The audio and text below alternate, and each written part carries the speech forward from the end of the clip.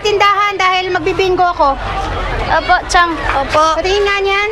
Ito po. Ubus ba? Eh, may natira pa to eh.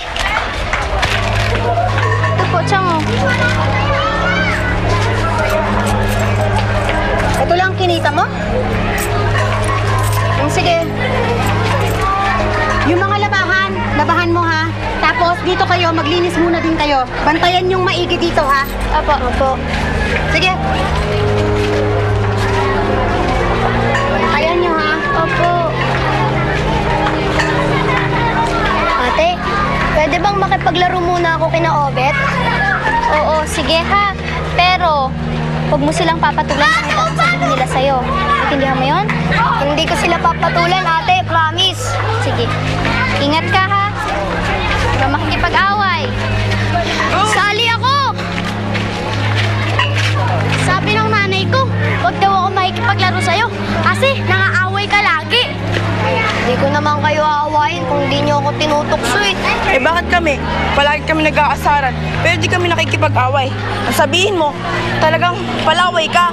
Sabi pa nga ng nanay ko, magiging ano ka, pasagolero. Kasi wala kang pinag-aralan.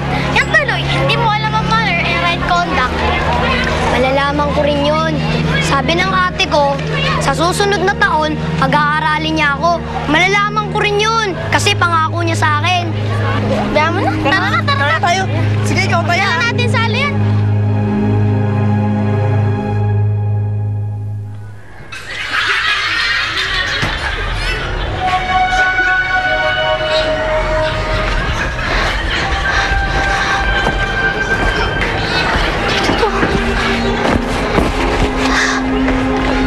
Saan na yun?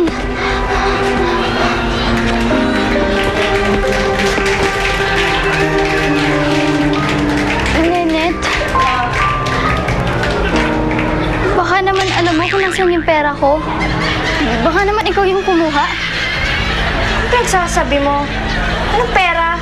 Kay Bern, natigilan mo nga mo. Wala akong alam dyan sa sinasasabi mo, ha? Meron kasi ako iniipong pera para kay Andoy. Pakailan ko, wala akong pakailam. Eh, wala naman sa akin yung pera mo, eh. Bakit mo pinagpipilitan na nasa akin yung pera mo?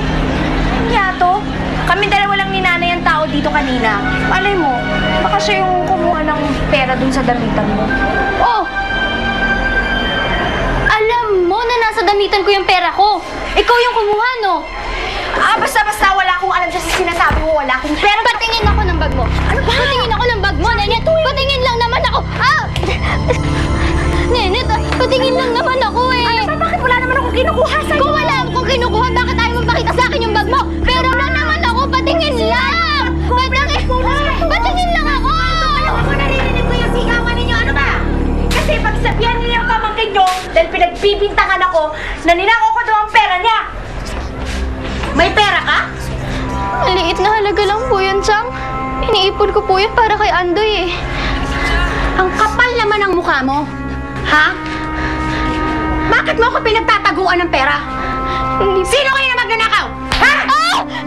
Ha? Saan ang galing ang pera mo? Dapat na masagpan ka. Chang! Ka? Ha? Chang! Chang, tama na po! Matapos ko kayong kupkupin, kukupitan mo ako! Ha? Ha? Sumagot ka! Hindi ko po yun kinupit, Chang! Sobra na po yun sa mga sukli! Kahit sobra! Isasaolin mo sa akin. Ang kapal ng pagmumukha mo? Kahit pinagtatrabaho kita, tandaan mo, kulang pa yung kabayaran sa pagpapatira ko sa inyo magkapatid dito!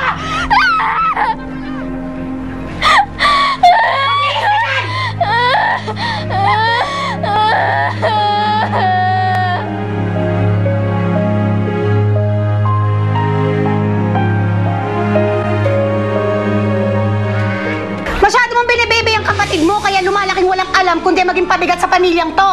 Ayos lang naman talaga sa akin na magtrabaho ako eh. Hindi ka magtatrabaho. Kasama ko si Ate Emily eh. Tatawagan na lang kita pag-uwi ko sa bahay. Niloko siya ni Johnny. Minsan lang yan binigay yung sarili niya para magtiwala.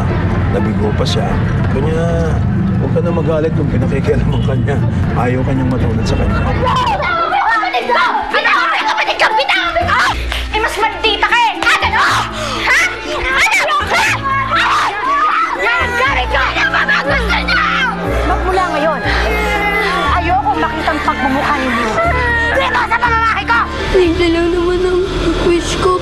At sana magkaroon kami ng isang ina na nagmamahal at nag-alaga sa amin. Nasaksihan mo ang mga nakakaantig na tagpo sa pahiram ng isa